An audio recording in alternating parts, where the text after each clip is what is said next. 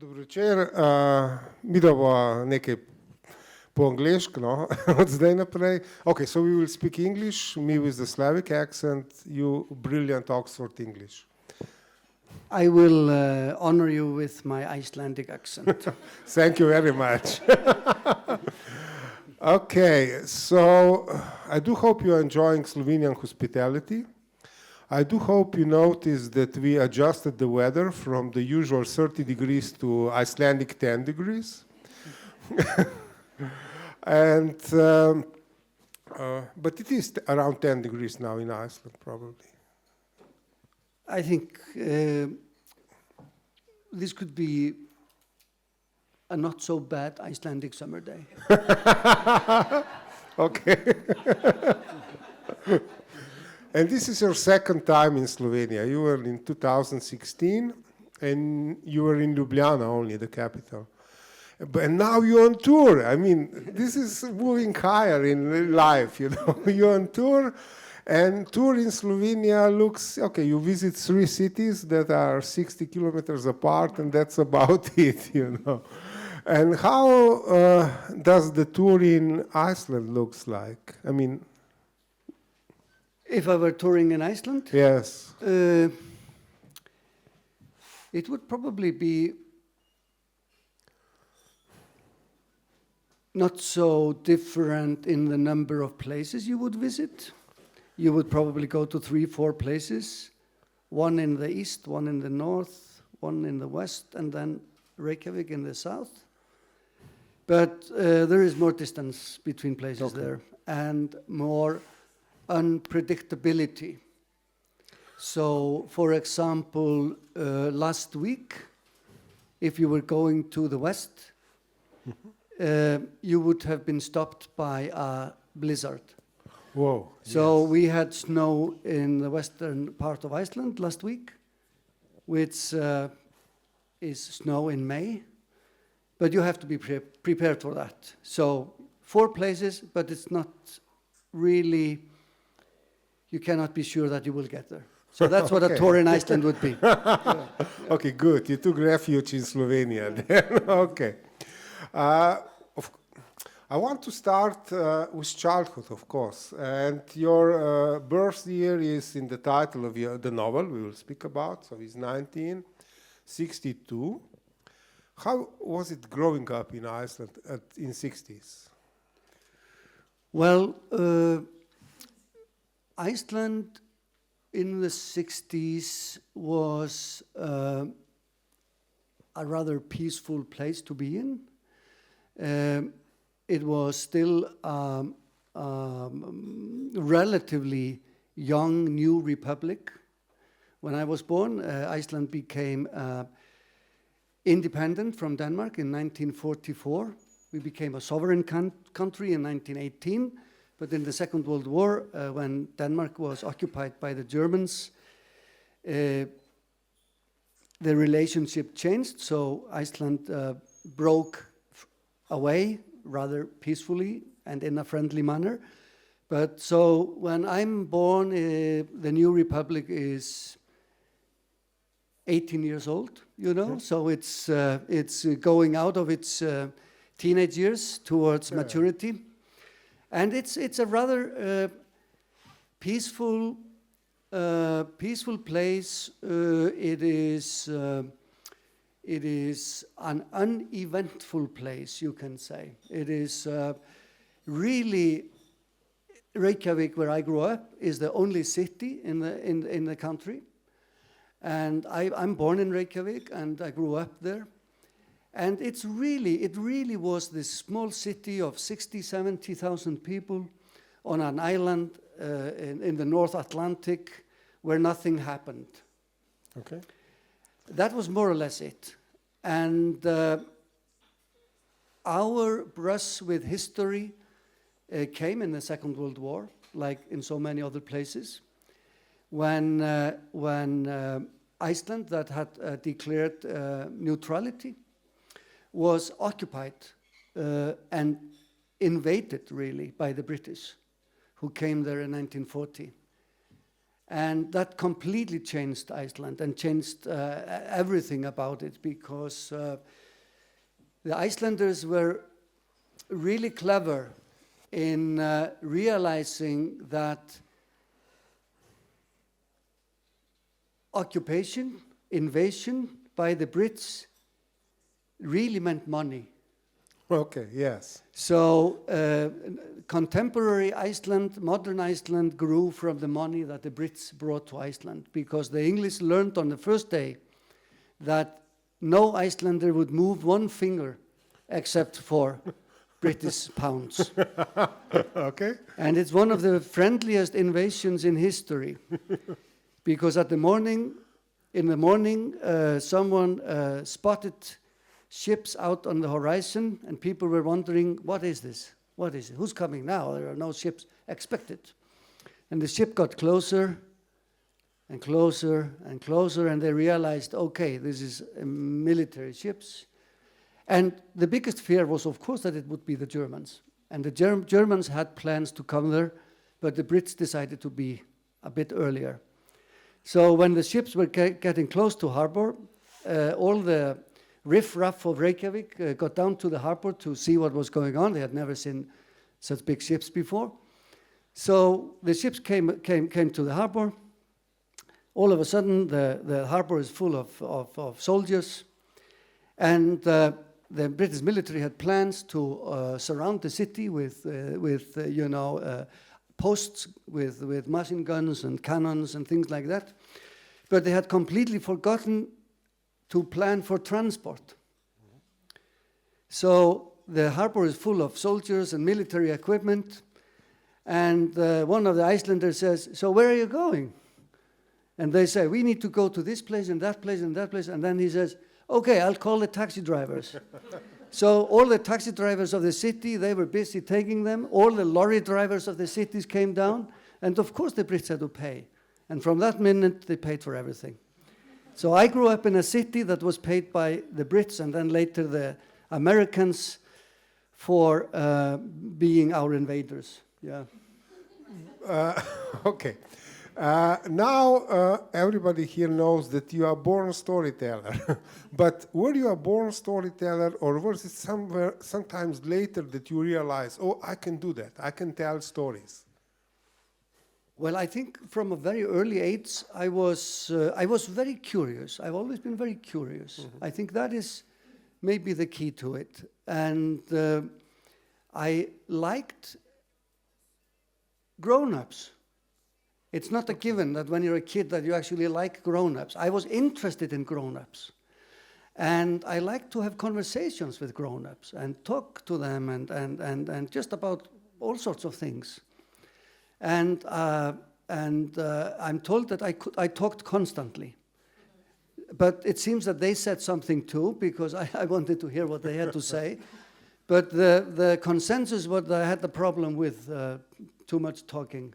Okay. So usually when people had gotten enough of this talking kid, they would give me a task, and I would be sent on an errand to go to the shop or go to the next house and borrow something. And that just meant that I got a new audience wherever I went, and new people to talk to. So I think my real curiosity came from, my beginning as a storyteller came from just the curiosity about other people.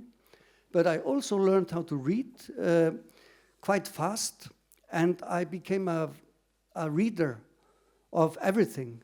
I read, of course, children's books, but I remember probably at the age of 7, 8, I started reading the newspapers. And I started reading weekly journals. So my mind is full of information that I shouldn't have, and I shouldn't have acquired at such a young age. So sometimes when I'm speaking to people who are like 10 years older than I am, they just can't believe that I have memories of many of these things. But it is because I read about them in the newspapers and the magazines that I was aware of them, while most of the kids were not thinking about these things at all. So I think, I sensed that I was living in a world where grown-ups had stories, I could pitch in, and stories were all around me in books and papers and everywhere. And you're growing up only kid. I mean, you don't have brothers and sisters.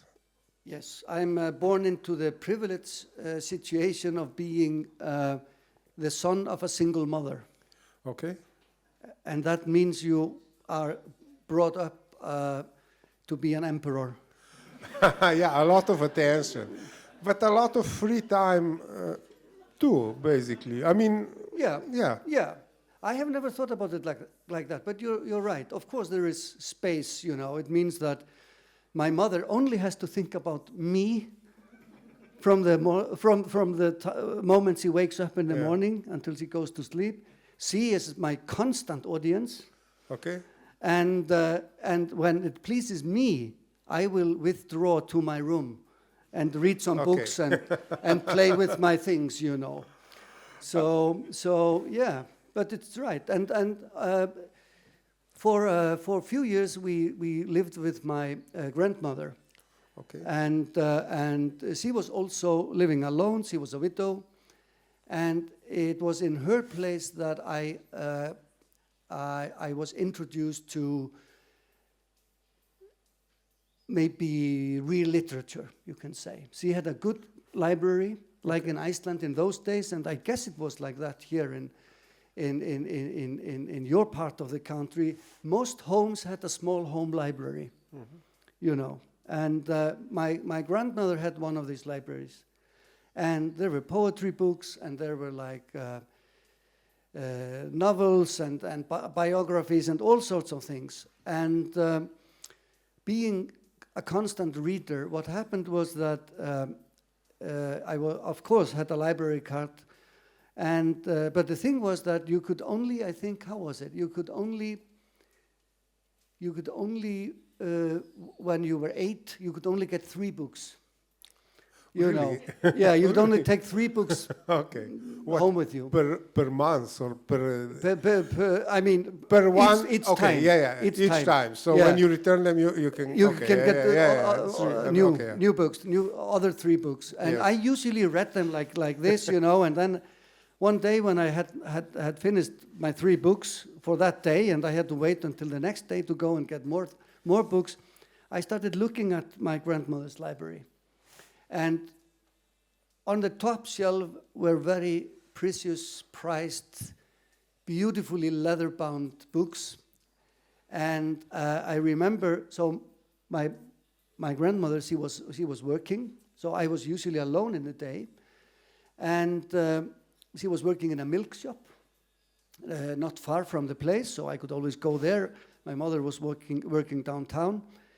But one day I remember being alone there, and I look at the books, 6 volumes, leather-bound, and they looked so tempting. So I went and took one down, and this was a beautiful scholarly edition with Icelandic folk tales. Okay, that was my next question. Yeah. Okay. So that's how I go into the world of the Icelandic folk tales. Okay. And I discover the magic, I discover the strangeness, I discover the horror of the ghost stories. And it was just amazing for me, because I don't think I believed them absolutely, but because they were like scholarly renderings of folk tales, they were absolutely dry. They were really like a woman living on a farm in this county in northern Iceland, had to go between 2 farms, and she got lost, and over the night she met 3 ghosts, and one of them took off his hat and said, "Oh, I love the darkness." Something like this, like very basic, matter of fact, like, and for a kid, 8 years old, it looked like it really had happened. Why would they describe it so plainly if it didn't happen?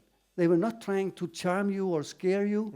It was just like the news in the newspapers I was reading, like, this happened. She went off the farm and she met 3 ghosts, and one of the ghosts took off his hat. So it really became real to me. Yes, because there's a lot of these folk stories influence in your work. I mean, yes. Okay, we will talk about this later. Okay, that was literature. Okay, let's move on to films. Some cinemas. When did you start going to the cinemas? One of the good things about growing up in Reykjavik in the 60s is that in this town or city, the only city of the country, and it still is the only place that has has been nominated as a city, is really called a city. In the city of 70,000 people, we had 7 cinemas. Okay. And each of the cinemas had probably 3-4 screenings per day. And in those days, and this is a part of the history of the Second World War as well, in those days, each of the cinemas, except one, had a license from one of the big American film productions. So there was a cinema that showed films from Disney, there was a cinema that showed films from Warner Brothers, another from Fox, 20th Century Fox. So this was a part of the Marshall Plan. Okay. So each cinema got one American film company to distribute.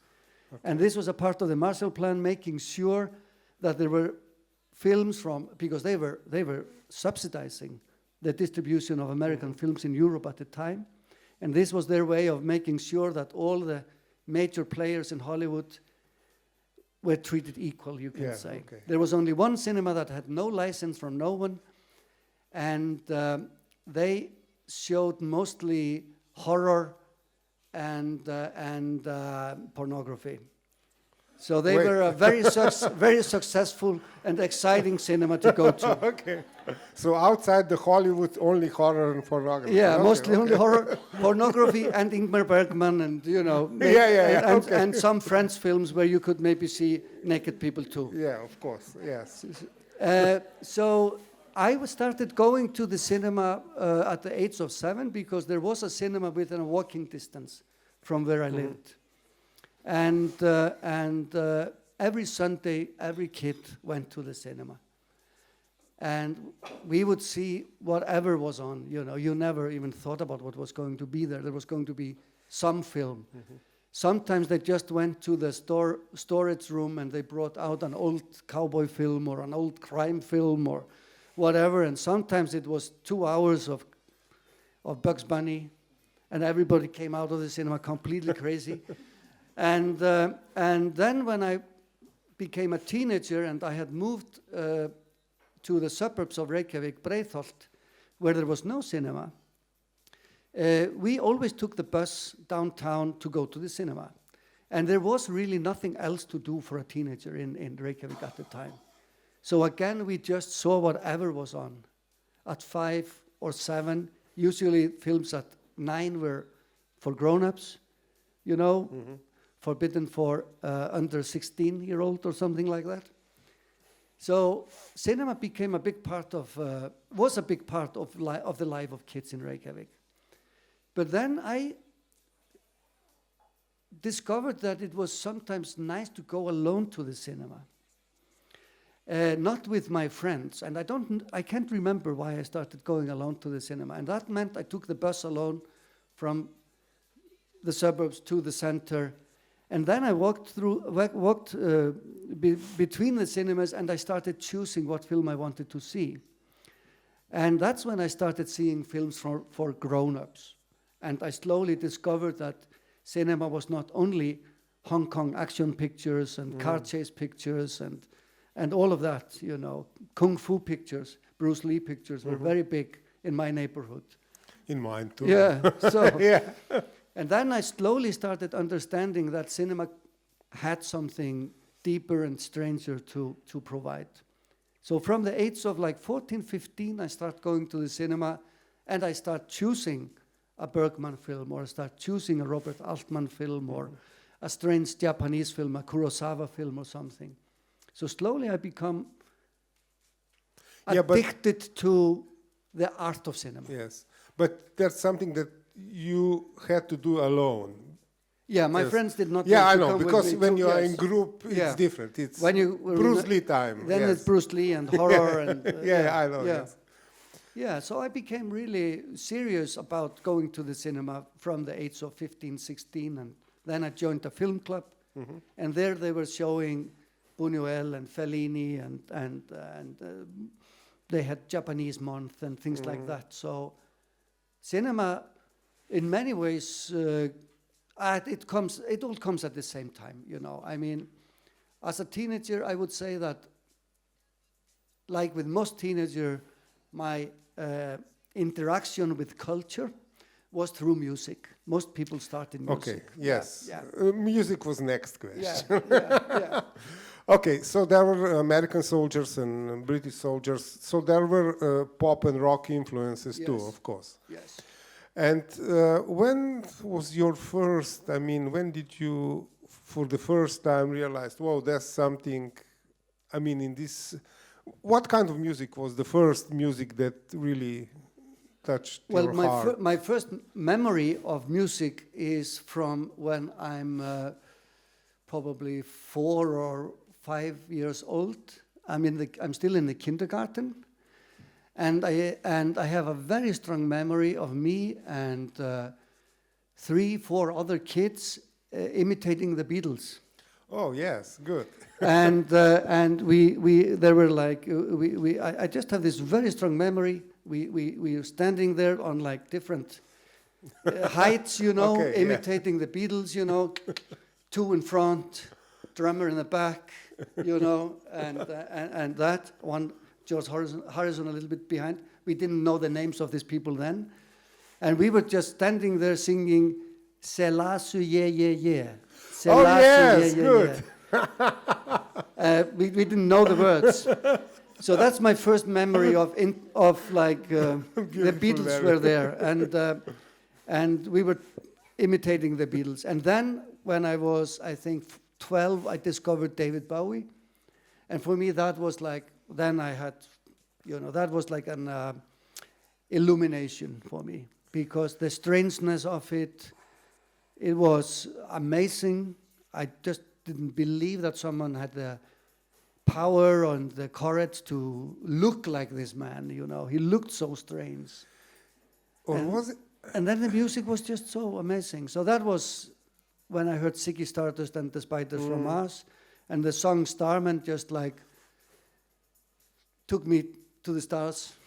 And I think the strangeness of David Bowie was very instrumental in giving me appetite for strangeness, and making me even more curious about culture than I had been before, because he was always bringing something from the outside into his music. Yeah, but he was even really one of the first that this was like shape shifting. I mean, he was changed. I mean, there were no boundaries to catch him. You know, he was. Yes. He was in control. You know. But changing. Yes. So you had to follow him.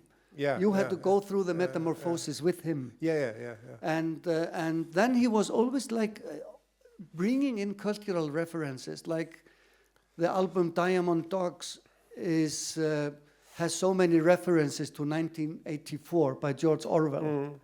And all of a sudden, you know, you had teenagers in Reykjavik going to the antiquarian bookshops trying to find 1984 by George Orwell, because it had been published like 20 years before, and it was very difficult to get a copy of 1984 by George Orwell. But he put you always on these little trips and quests for culture.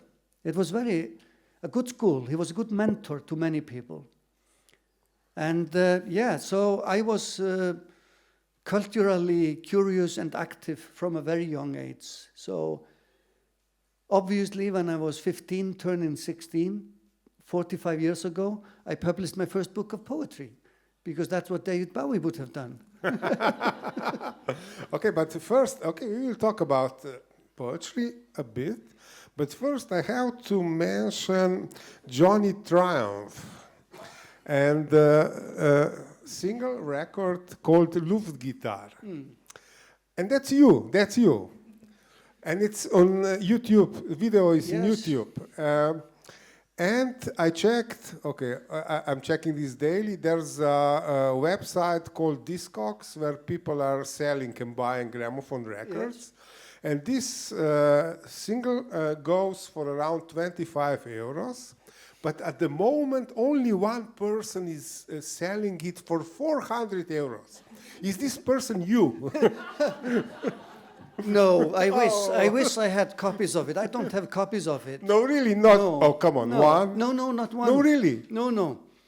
You know, I have no copies of anything I was doing at this time.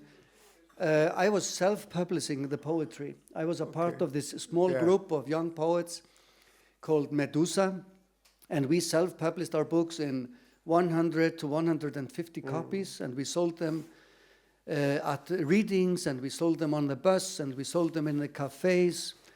And I don't have any of these books anymore.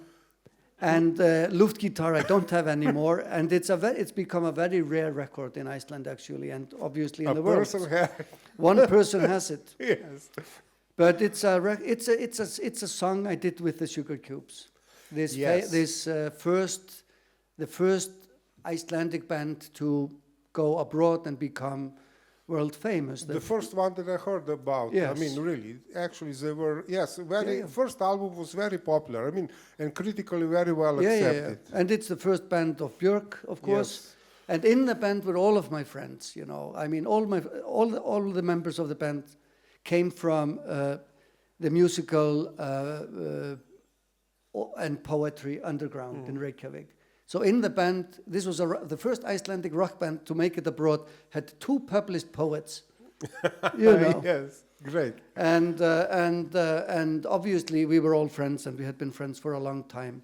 So it was strange for me and wonderful to see these people all of a sudden all over the world, you know, on television in the United States with David Letterman and playing with U2, and they were all of a sudden, they were everywhere.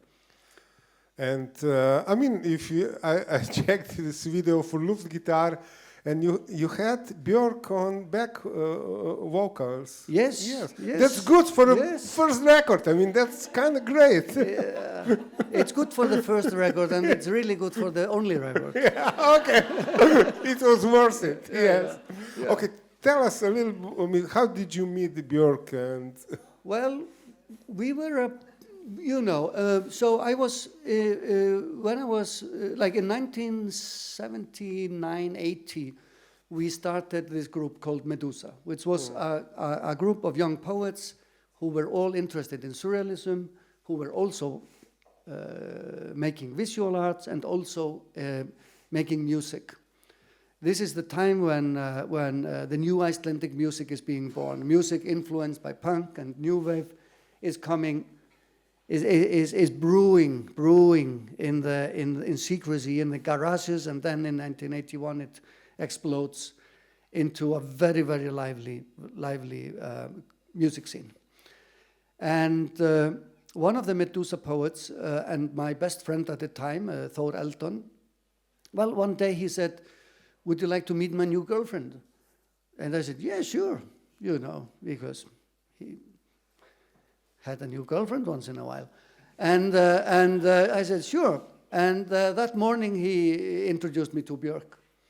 And she was 16, I was 19, and we became good friends. She was in a band. A part of the Medusa group was also in a band, and that's how they met, because they were playing in the same places. And I met this fascinating teenage singer and lyricist. She was also making visual art at the time. And she became sort of, in the Medusa group there was 6 of us, and she sort of became like the 7th member of this group. She became like a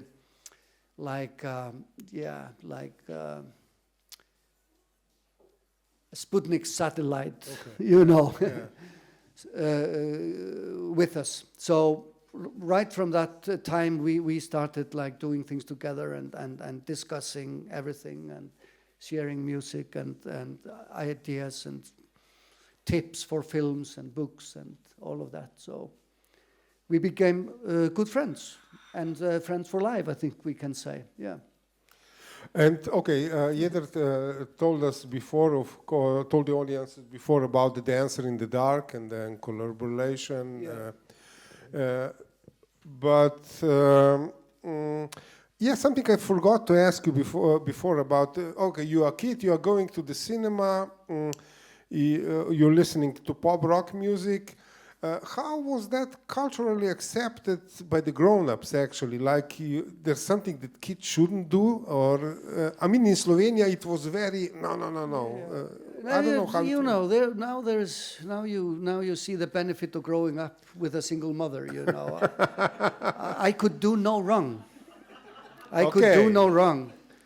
And I actually think she thought, you know, okay, maybe it's just better that he's always going to the cinema and he's always reading these books and listening to this crazy music than doing something else, you know. Yeah, well, that's a point in that. Yeah, I mean. Yeah, I could have been doing some bad things, you know. Yeah. And actually in the neighborhood where we lived, you know, it was seen at the time as the toughest neighborhood in Reykjavik. It was a neighborhood that was built very fast. There were like blocks that looked very much like the apartment blocks built in this part of the world and in East Germany. I mean, it was built in no time, cheap housing, people moved from all over the country. The poor neighborhoods in the other parts of Reykjavik, they were emptied and people were moved to this neighborhood. So there was a lot of tension in the neighborhood, but it was good people, and I'm very glad that I grew up there. So maybe she thought, okay, it's maybe good that he goes downtown to watch some films once in a while. And yeah, so when I started like writing, which happened when I was 15, I discovered a book with modernist, surrealist poetry written by Icelandic poets that came into Icelandic literature after Second World War. And they were writing in the strangest way I had seen at that time. The only thing that was comparable was the lyrics of the songs of David Bowie. Very strange. And I had never known that you could do this in Icelandic. So these were like surrealist images, like soft-pawed predators in the streets downtown with eyes like shining lanterns, things like that, you know. And they're writing about Reykjavik. They're putting those predators in the streets of Reykjavik. Or a poem that begins like, the car that breaks in the clearing is in the shape of a giant black beetle and smoke comes from its wheels. I was like, can you do that in Icelandic? And if you could do that in Icelandic, I thought, I want to be a part of this. And I started writing pictures like this. And those became my first poems. Mm-hmm. And because I had discovered, through being the editor of the small school magazine, I discovered that you could actually put things together, you could take them to the cheapest printer in Reykjavik, and 2 weeks later you could walk out of there with a book. That's what I did in the summer of 1978. I put the poems together, I went to the printer, and he said, it will be ready in 2 weeks. How many copies? I said, 100 copies. And I was working as on a gardening team in the fields of the National Hospital. So I had money in my pocket. And I paid for 100 copies. And I had become a published poet. And I recently met an old schoolmate who told me that in the summer she met me in the center of Reykjavik. And we were just hanging around like teenagers in the center. And she said, all of a sudden and this was the summer, so we hadn't met, you know, she was working somewhere else and I was like in the fields of the hospital, and we hadn't seen each other since school was over in May. So she said, and so what are you doing? And I said, I've just published a book of poetry. And she said, why did you do that? And I said, well, you know, I've started writing poetry. And I thought, maybe it's best just to get it out there. And if it's bad, people will tell me and I will stop.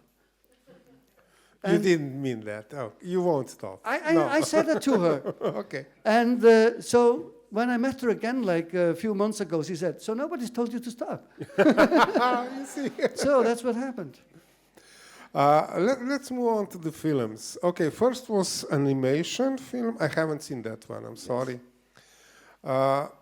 Okay, how did you get into the films? I mean, the creation of the films. As you heard, I've been a film fan. Yes. Film fanatic, really, from a very young age. And in Iceland, there was no film industry. There were no films. We were the biggest film goers in the world per capita. Mm-hmm. With the 7 cinemas and nothing else to do, everybody went to the cinema all the time. So cinema attendance was amazing in Iceland. But we had no film industry or filmmaking more or less until 1974, 76. And it was very difficult and expensive to make films in Iceland. And there was no way anyone, except very few people, and definitely not a young person like me, could think, I want to go into movies, I want to make movies, because it was just not a possibility. So I never thought about going into movies or being a part of the film industry or anything, because there was nothing. But I kept loving films. And then in 2001, or no, probably 99, Björk came to me and asked if I would like to come with her to Copenhagen to meet Lars von Trier, because he had asked her to be a part of this new project that became Dancer in the Dark. And I went with her and worked with Lars on the lyrics and the script for that film. So that was like my first taste of going into that world. And yeah, it grew from there. And I realized that you could actually write for film and be a part of it as someone with my skills, which is writing and telling stories. And what has happened in the last 20 years is that I've slowly taken steps there. I did this animated film, which is a musical film, and then I wrote the script for an Icelandic slasher horror film called Reykjavik Whale Watching Massacre. I haven't seen and, that the story is in the title. It starts in Reykjavik. There is whale watching, and then there is massacre. Okay. So you don't have to see it. And then I always found the film business so strange, because they pay you money for writing the scripts, and then they never make the movies. And if you are used to writing your books, and your books are published, and you get a response from readers, and you can continue and carry on to the next book, then it's strange to always be writing for something that never happens. But I got a little bit of a taste from this horror film, and then when the director of a film that became Lamb, that was premiered in Cannes 2 years ago and won the prize in Cannes for Best Original Film in one of the competitions, I really enjoyed that, but I did it like on the side with all the other writing I was doing, because I always write different things. I've written libretto for operas, and I've written song lyrics, and I've written children's books, just, yeah. If it can be written, I can write it. Apart from short stories. It's the only thing I can't write. Okay. I can write almost everything else. Even on, I'm always getting emails from a website called Academia Edu. It's the biggest academia website in the world with all sorts of essays on all sorts of things. And they're always sending me emails asking me, are you the Mr. Sigurdsson who wrote an essay on salmon embryos in the North Atlantic?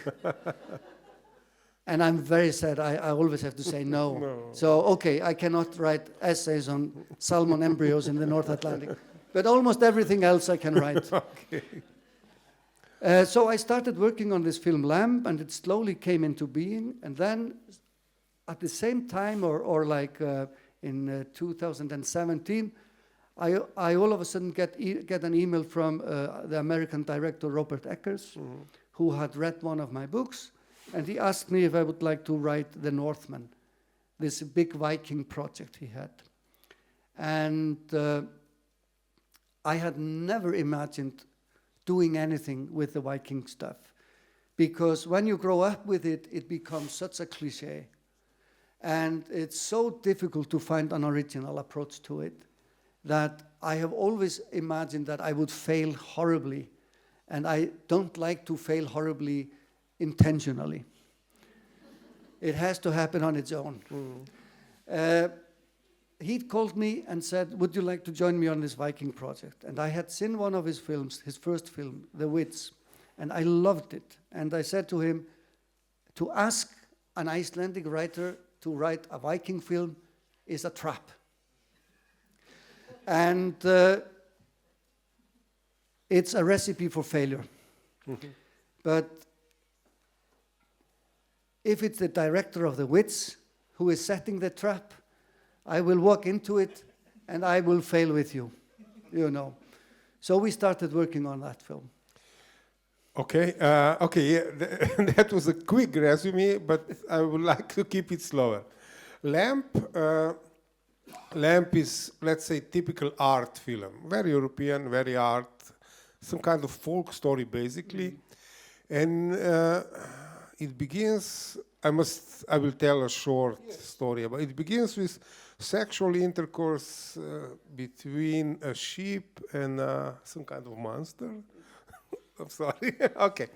And the father, the monster, goes away and the sheep is pregnant and gives birth to half child, half sheep. Lamb, I mean, yes. Okay, and then there are some, for me, very funny moments because there's a woman who has lost a child and wants to keep this half breed, you know. And they are fighting for this child with the sheep. Yeah. I mean, for me, that's totally funny. I'm sorry. But, I mean, it is very hypnotic, great atmosphere, okay, beautiful nature, of course, and for me, very well acted and well written, very structured.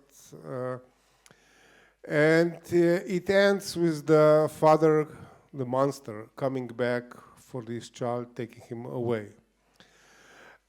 And you are signed as a writer, but a co-writer together with the director.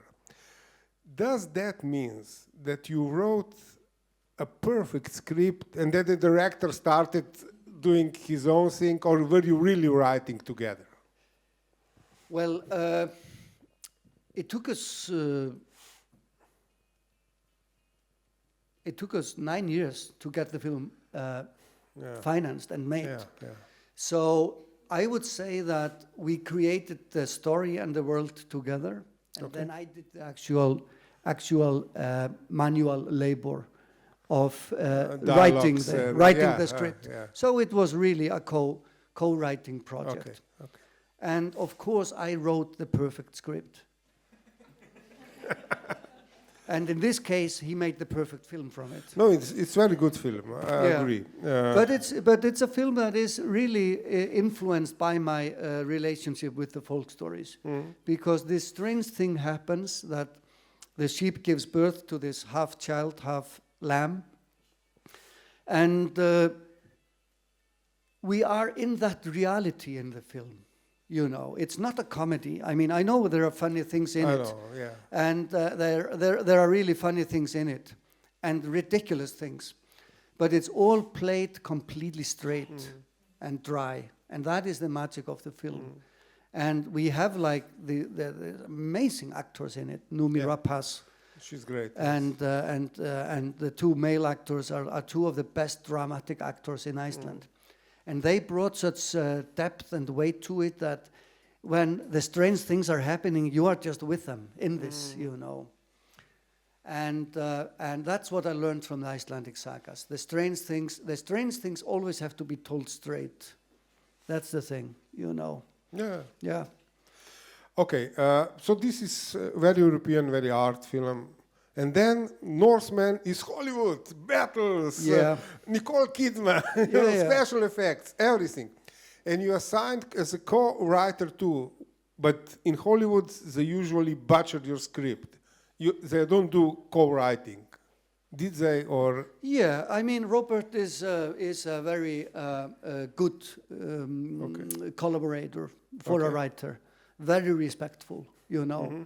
And we really worked on this together. And I think that in practicality, you know, he was working on another film. So I was the one who was in charge of the manual labor for the first 2 drafts or something. Okay. And after that, and those 2 drafts I did in constant conversation with him, sending back and forth stuff.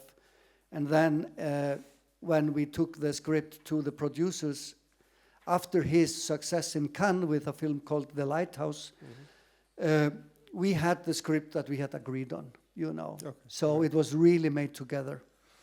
And he is a fantastic co-author and fantastic collaborator when it comes to historical material, because in all of my novels I do a lot of research, and big part of preparing for it is the research in the National Library, National Archives in Iceland and everywhere. And that's the way he works as well. So The Northman is the most accurate reconstruction of the Viking time ever done in this world. And we had the best archaeologists and scholars working with us. And when Neil Price, who is a world authority on the Viking age, came to the set in Belfast, he walked through the set, and then he had to be taken to a chair so he could sit down, because he said, "You have created what I have been trying to picture in my mind." Whoa, that's a compliment. At the archaeological sites for all of my life, you know. Mm. Yeah, so we had the script green-lighted. It was shot exactly as we wrote it. And then, of course, after the first edit of the film, we had to go through heavy discussions with the producers. Mm. But we managed, yeah. But those 2 projects couldn't be more different, as you say. Yes. One is the tiniest production from a small country called Iceland, with 3 actors, shot in one valley, you know, in one summer, and then you have this huge thing. But the thing is that when Robert asked me to join him on The Northman, I thought it was going to be as a Nordic Scandinavian production. Mm-hmm. I didn't know it was going to be so big. So a year later, he called me and he said, "Oh, I'm going to Los Angeles to meet Nicole Kidman." Yeah. And I said, "What? Why? And he said, "She's thinking about taking the role." And I was like, "Really?" And then I understood, okay, this is going to be something more than just a small Nordic production with Vikings. I want to ask you about your personal feeling as a screenwriter to another screenwriter. Okay, you spent 9 years with the project, writing, rewriting, discussing, blah, blah, blah, you know. And then finally there's a premiere and you are sitting there watching the film. Okay, tell me more about this. It was very interesting with The Lamb, because it was premiered in Cannes in the competition with, what is it called, Uncertain Regard. Yeah. And it was the first time it was actually screened for an audience. And it's a very strange film when it comes to keeping the audience in the place you want them to be. Because it is this very serious story about this couple who have lost a child, and they are raising this strange creature that is basically a baby, young baby, and then a young child with a lamb's head, you know. And the husband's brother, he returns from the city after failing to be a rock star there. And he says, what the fuck is this? And we could sense with the audience in Cannes that, the tension, the tension was there because people didn't know, is this ridiculous or is this very sad, So we were always playing with this. And then he says this, and finally somebody comes into the film and says, what the fuck is this, Then he's speaking on behalf of the audience who's been sitting there like, what the fuck is this, And then the answer he gets is happiness. And all of a sudden you realize, yeah, this is ridiculous, but it really is happiness for these two people who lost a child, So we were always playing with this. Always when we allow the audience to laugh, but then we take it away from them again, and we become serious again. So it was a roller coaster, because if people had started laughing at the beginning in that film, it would have been destroyed. Yeah, you took a risk, but I was actually asking So about you, you spent with these characters in your imagination for 9 years. And suddenly they are actors. Yeah. They are different from your imagination. I know what you mean, and I have actually found the perfect metaphor. Okay. I have found the perfect answer for that question. Okay. Because you're right, this is something that happens and when you're writing for theater and when you're writing for film.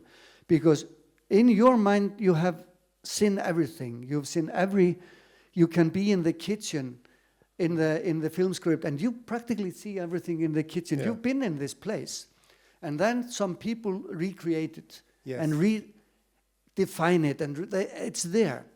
And I finally found the best metaphor for this. And it is really like visiting your childhood home.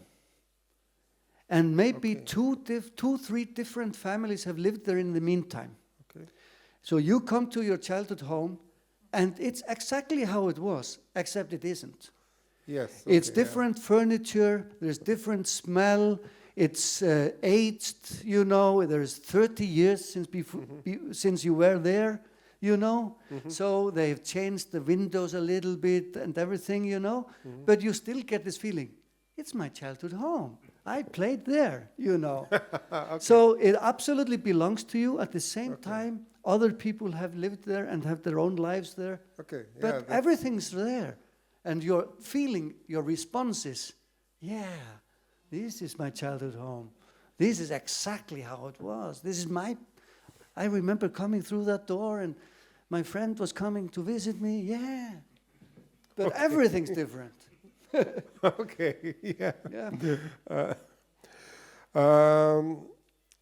Okay, let's move to the book we are presenting, because the boss will kill us. Everything we've talked about is, I think, a good introduction to this book. Yes. Because I think what we have done here now is we've given a picture of how my mind works. And this book, which I finished and published in 1994 in Iceland, was the first time I managed to use this mind and give a picture of how this mind works in text. So everything that we've been talking about, all the music, all the references to film, to literature, it is what made this book possible. And what happened was that I had written 2 novels before, but in this novel I discovered that for me to really be able to speak from this mind and to use the mechanisms of this mind was to give the text a spoken quality. To, instead of writing like intellectually, to write more from the logic of the story and the needs of the story, and to really have a voice there,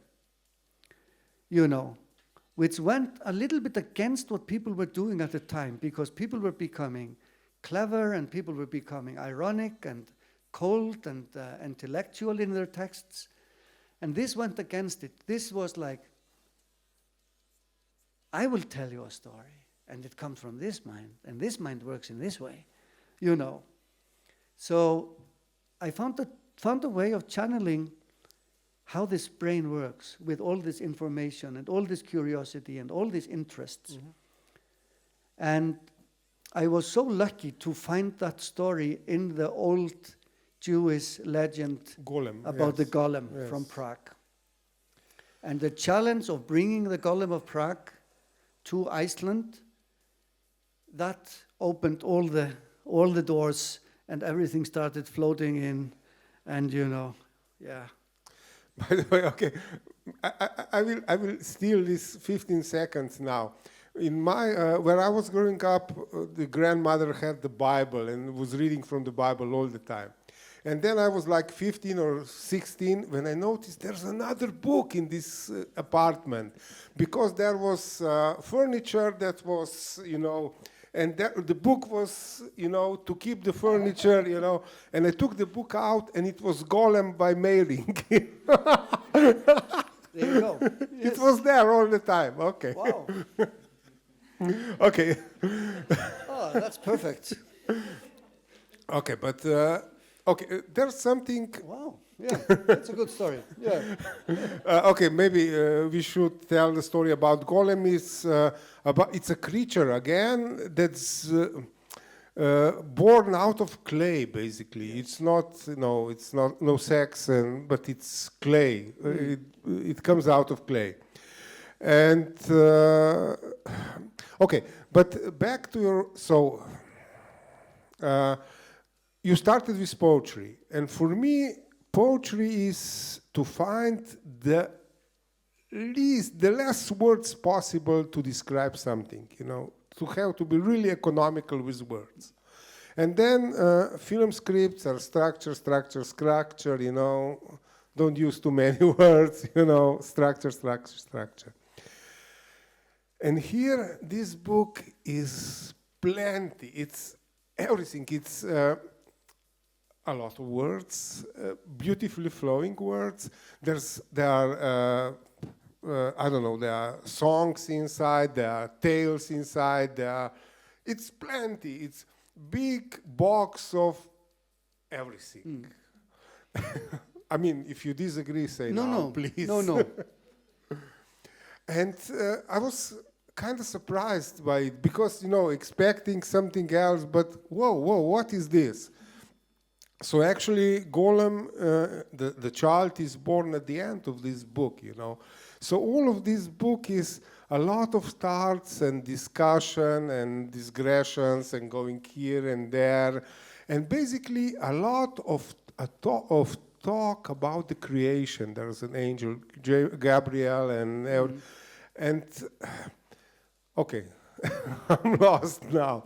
Can you help me out of this? Am I shitting here or? No, you know, I think because the main character in the book, which is for me the storyteller of the book, who is behind the story, who is telling us the story, and he has an audience of one in the book, who is constantly challenging him and asking him more, or saying, I've heard this before, or things like that.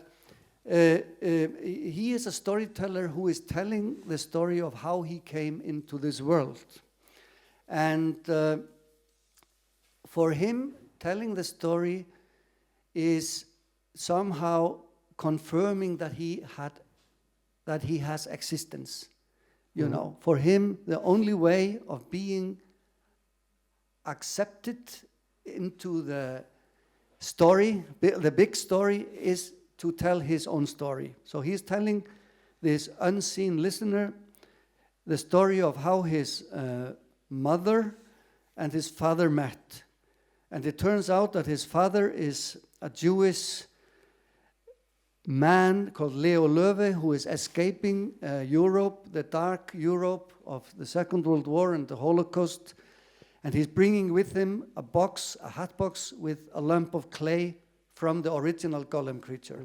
The original golem creature was made in the ghetto of Prague in the Jewish ghetto of Prague by Rabbi Löw in the 16th century, in the times of Rudolf II. And the golem became a protector of the ghetto. It's a huge creature made of clay. This is the original Frankenstein. And because Rabbi Löw was an alchemist and a Kabbalist, he knew how to bring the creature alive.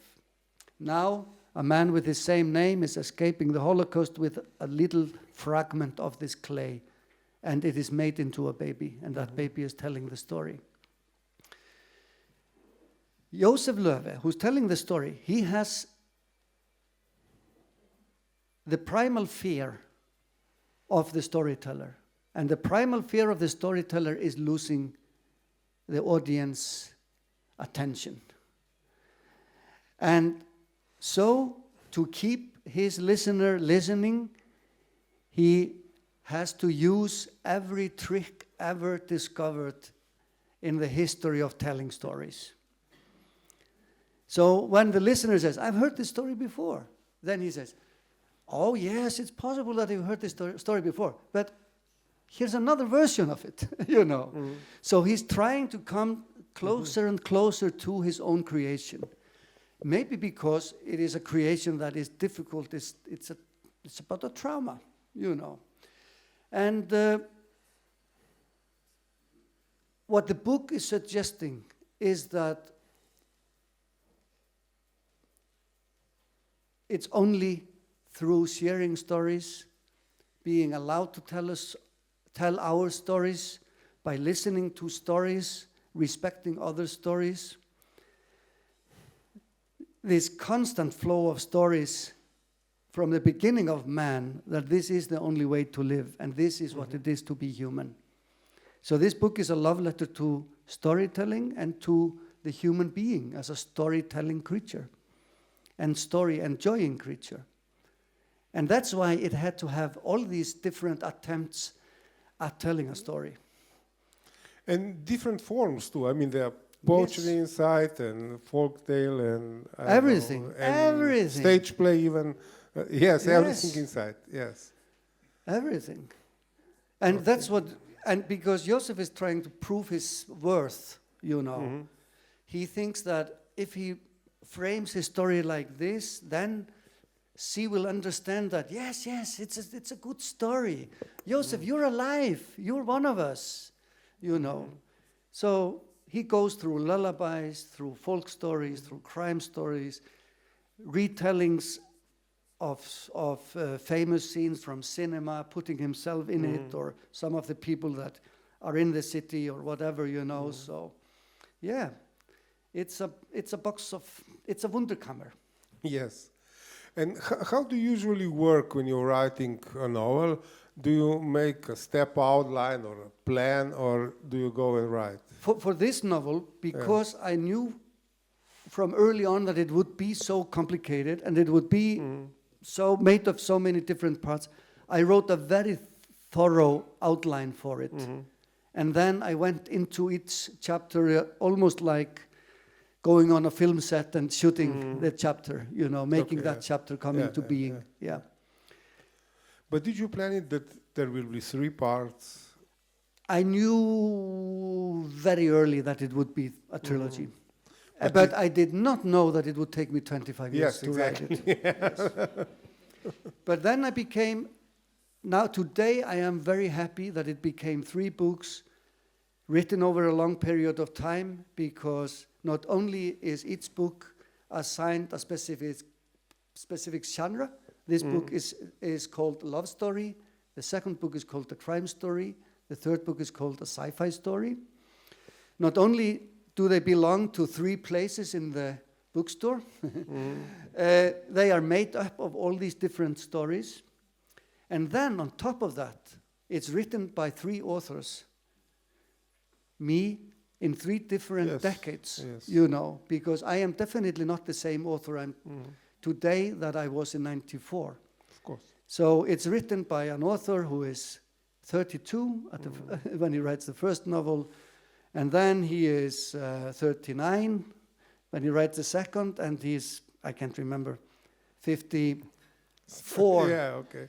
54 when the job is done.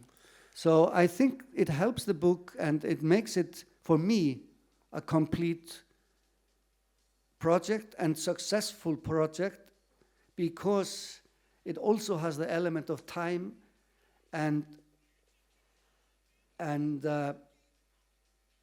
author who is in different places at each stage of writing. In stages of I life. had just had my first child when I finished the first one. I had my second child when I finished the second one. And when I finished the work, my daughter had left home. Okay. Yeah. So yeah, it's written by 3, the same mind, but in 3 different stages of life, so. Did you ever reread something that you have written? I mean, do you take a book and read your own book? And I usually don't do it, no, okay. no. But sometimes, of course, when, preparing for something, I take a Okay. little look, or sometimes I have to choose a chapter and read or something. Yeah.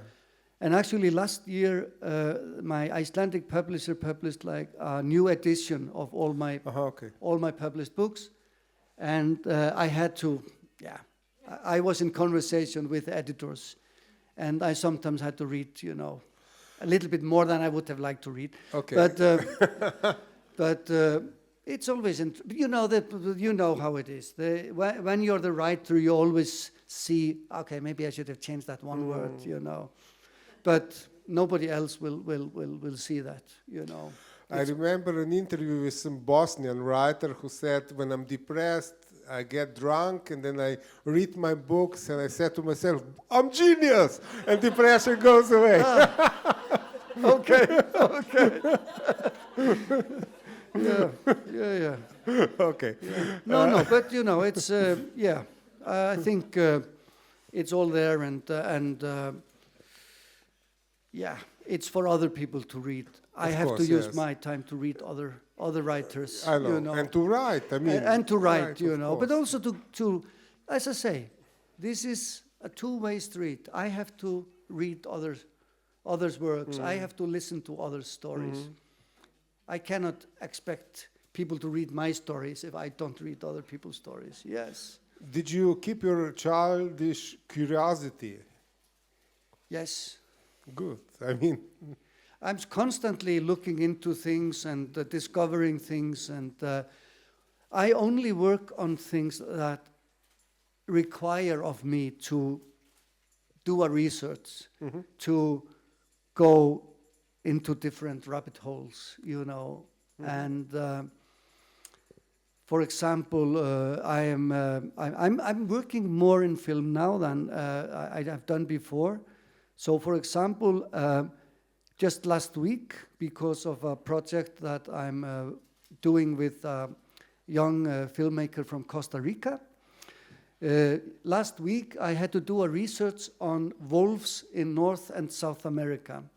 And I had to find out how far south the Mexican wolf can actually go.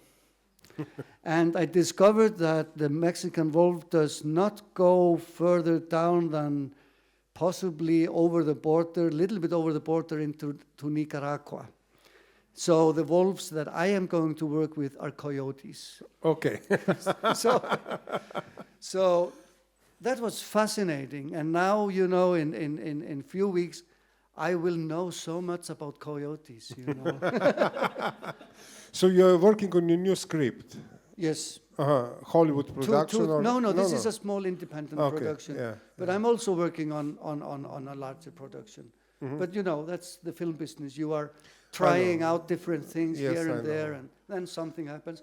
But I'm also working on a novel that takes place in Iceland, in Reykjavik, in the years from 1974 to 81. So from the age of 12 to 19 for me personally, and it's based on the most horrible case of miscarriage of justice in Icelandic history. And I thought, if I am ever going to write something that takes place in the time when I was growing up, this is the only story to tell. I've realized. More. No. Oh. Really, no? Yeah. Oh. I will return. Obviously, you will have to. Okay. I want to ask you something about, I read somewhere that for Christmas or New Year's Eve, there's like a custom in Iceland that you buy a book of your Icelandic author and you read this book. Is it true? Yeah. But actually that means that a lot of books are bought. Yeah. No, this is a tradition in Iceland, and it, again, like so many things, it starts in the Second World War. Because there was shortage in the war, and very little things could be imported. But they had a good supply of cheap paper. And somebody said, we've got nothing but paper. What do we do with all this paper? And somebody said, yeah, we've just published more books. So books became the Christmas present over the war years. And by the end of the war, people had acquired a taste for getting a book for Christmas. So it is really like the Christmas gift. And I can tell you that 3-4 years ago, and I say this with bitterness and a little bit of anger and disappointment and sadness, I did not get a book for Christmas. And I sat there and I looked at my wife and I looked at my son and my daughter and my mother and I said, there's no book. And all of the others thought that the others had bought me a book, you know. And I felt so betrayed. And it will never happen again. Okay, good. So, because, obviously there's a lot of writers in Iceland. Obviously there's too many writers in Iceland, like everywhere. You know? There's no excuse for this. I have no explanation. I've got no excuse. But people keep writing, and everybody in Iceland thinks they can write a novel.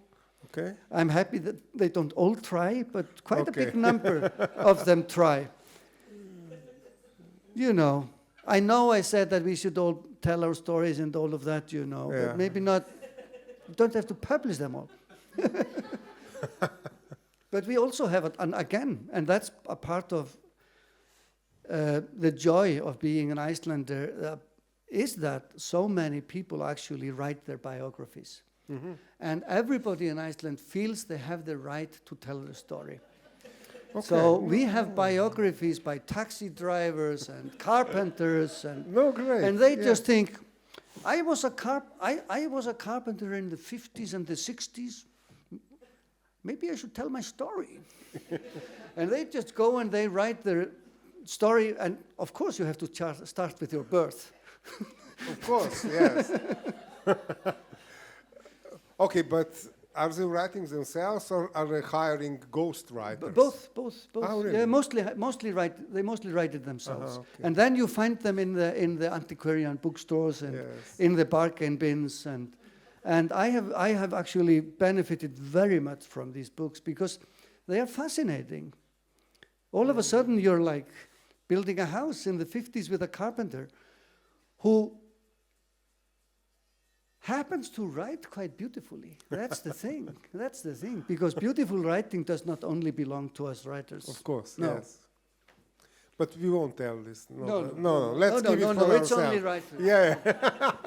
Okay, so we must be careful not to lose our audience. Yes, exactly. Exactly what I wanted to say. I will ask if somebody has any questions or something. Kakšno vprašanje, čas je za vprašanja. Time for questions. No. We don't ask questions. Yeah. Don't worry, it's not personal. No, okay. This is not personal. If anyone has questions after I'm here, you will be here. I will be here.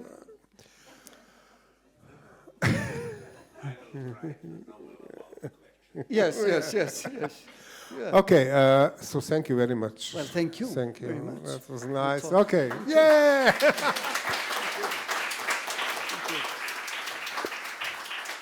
Thank you.